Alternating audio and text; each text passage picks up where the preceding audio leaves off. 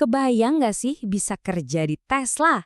Nah, kali ini kita bakal bongkar cerita luar biasa dari Evan Heider, seorang WNI yang berhasil dapat kerja di Gigafactory Tesla di Berlin. Dan yang paling gokil, semua ini berawal dari lamaran iseng. Perjalanannya dari pekerja serabutan sampai ke posisi keren ini, wah penuh banget sama pelajaran yang nggak terduga.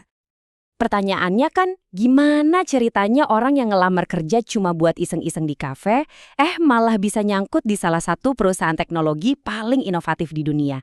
Yuk kita telusuri bareng-bareng kisahnya. Dan ini dia bagian yang paling bikin geleng-geleng kepala.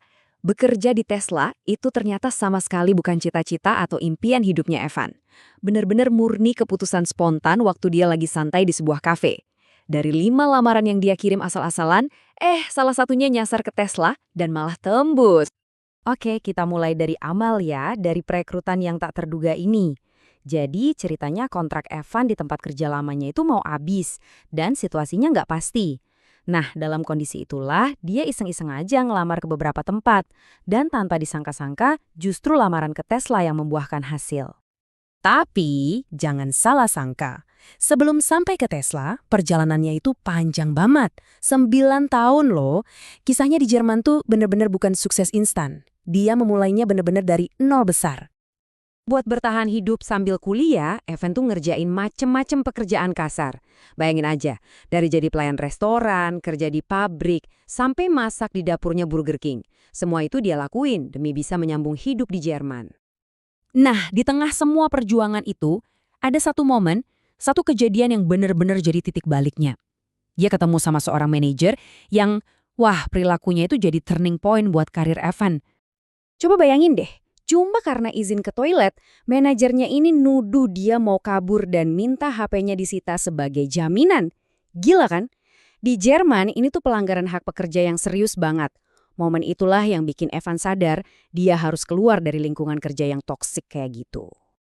Dengan CV yang isinya cuma pengalaman kerja serabutan, Evan nekat aja gitu ngelamar ke kantor Samsung Next. Dan yang luar biasa, dia diterima. Waktu Evan nanya kenapa kok dia yang dipilih, jawabannya simple banget. Karena kepribadiannya. Perusahaan percaya skill itu bisa diajarin, tapi karakter dan kecocokan dengan tim itu segalanya. Pelajaran penting banget ya kan?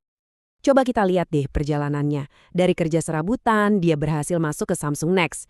Bahkan waktu dia kena layoff, dia malah nemuin passionnya di bidang rekrutmen. Dari situ dia magang di Volkswagen, jadi konsultan, sampai akhirnya Tesla. Setiap pengalaman, bahkan yang pahit sekalipun, ternyata jadi batu loncatan. Oke, sekarang kita pindah topik ke sesuatu yang mungkin bakal bikin Anda kaget. Budaya kerja di Jerman. Ternyata, yang namanya work-life balance di sana itu bukan cuma basa-basi, tapi dilindungi hukum yang super ketat. Kalimat ini sering banget dia dengar dari bos-bosnya di Jerman. Di sana, manajer justru yang aktif ngelarang karyawan buat lembur. Mereka benar-benar percaya kalau kerjaan itu bisa nunggu besok, karena hidup di luar kantor itu sama pentingnya. Perbedaannya benar-benar drastis. Coba deh bayangin, cuti tahunan 30 hari itu wajib hukumnya. Lembur harus selalu dibayar. Terus ngehubungin karyawan di luar jam kerja buat urusan kantor, wah itu dianggap pelanggaran privasi serius. Iya beneran, 30 hari. Dan itu baru hari kerjanya loh, belum dihitung weekendnya. Atasan di sana malah yang bakal ngingetin, kamu kapan ambil cuti demi menjaga keseimbangan hidup. Tapi apa benar kerjaan keren dengan work-life balance yang luar biasa itu udah cukup? Apakah itu keseluruhan ceritanya? Ternyata belum tentu. Ada sisi lain dari kehidupan sebagai imigran yang juga harus kita lihat.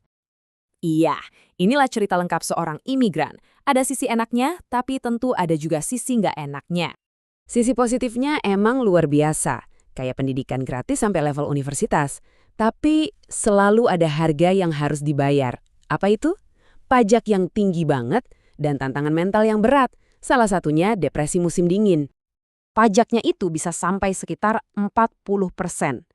Evan sendiri ngegambarinnya gini, dari 12 bulan kita kerja, gaji selama hampir 5 bulan itu ya buat bayar pajak ke negara. Kebayangkan, realita finansial yang nggak bisa dianggap enteng. Tantangan lainnya, ini soal mental. Coba bayangin, langit yang warnanya abu-abu terus, minim banget matahari selama berbulan-bulan.